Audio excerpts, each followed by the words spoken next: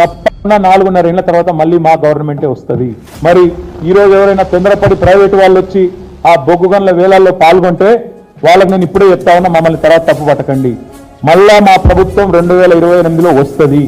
వచ్చిన తర్వాత తప్పకుండా ఈ నిర్ణయాన్ని 100% అడ్డుకట్ట వేస్తాము. ఇప్పుడు ఎవరైతే రేపటి రోజున వేలం పాటలో పాల్గొనబోతా ఉన్నారో వాళ్ళు ఇది గమనించుకోవాలని చెప్పి కూడా నేను విజ్ఞప్తి చేస్తా ఉన్నాను. ఎందుకంటే మమ్మల్ని తర్వాత నిందించకండి, అయ్యో మాకు తెలియదు, అది 30 ఏళ్ళు నేను తవ్వుకునే గని, మీరు వచ్చి ఇట్లా చేస్తే ఎట్లా, అట్లా చేస్తే ఎట్లా అని ఎవరన్నా అంటే తప్పు మాది కాదు. మేము ప్రధాన ప్రతిపక్షంగా తెలంగాణ ప్రజల పక్షాన, సింగరేణి కార్మికుల పక్షాన, సింగరేణి ప్రయోజనాల దృష్ట్యా మేము ఈ నిర్ణయాన్ని వ్యతిరేకిస్తున్నాం. వేలం పాటను ఉపసంహరించుకోవాలని కేంద్ర ప్రభుత్వాన్ని కోరుతున్నాం. దానికి వంత పాడడం ఆపాలని చెప్పి రాష్ట్ర ప్రభుత్వాన్ని కోరుతా ఉన్నాం. ఈ వేలం పాటలో పాల్గొనే ప్రతి ఒక్కరిని కూడా మళ్ళీ చెప్తున్నా, 4.5 ఏళ్ల తర్వాత మళ్ళీ మేము వస్తాం. వచ్చిన తర్వాత ఈ నిర్ణయాన్ని తప్పకుండా 100% అడ్డుకట్ట వేస్తాం. అందులో ఎవరికి అనుమానం కూడా అవసరం లేదు. ఎందుకంటే మాకు రాష్ట్ర ప్రయోజనాలు ముఖ్యం, జాతి ప్రయోజనాలు ముఖ్యం.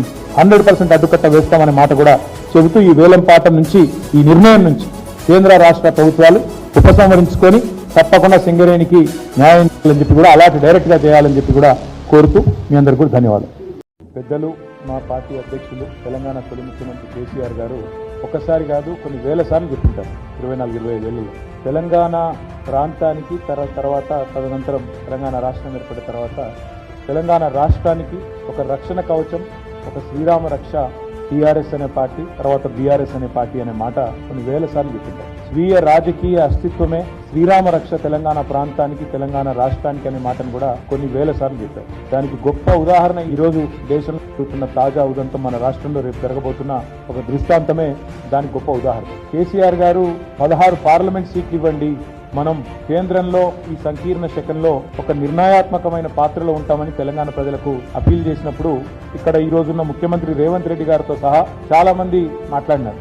ఏం చేస్తారు 16 ఎంపీలతో కేసీఆర్ గారు, ఏం చేయగలరు అని మాట్లాడినారు. ఇవాళ ఏం జరుగుతుంది అంటే 16 ఎంపీ సీట్లు సాధించిన తెలుగుదేశం పార్టీ ఇవాళ తనకొచ్చిన నిర్ణయాత్మకమైన పాత్రతో వైజాగ్ స్టీల్ ప్లాంట్ ప్రైవేటీకరణకు అడ్డుకట్ట వేయగలిగింది, ఆపగలిగింది. వైజాగ్ స్టీల్ ప్లాంట్ ప్రైవేటీకరణ ఈ రోజు 16 ఎంపీలతోనే ఆగిపోయింది.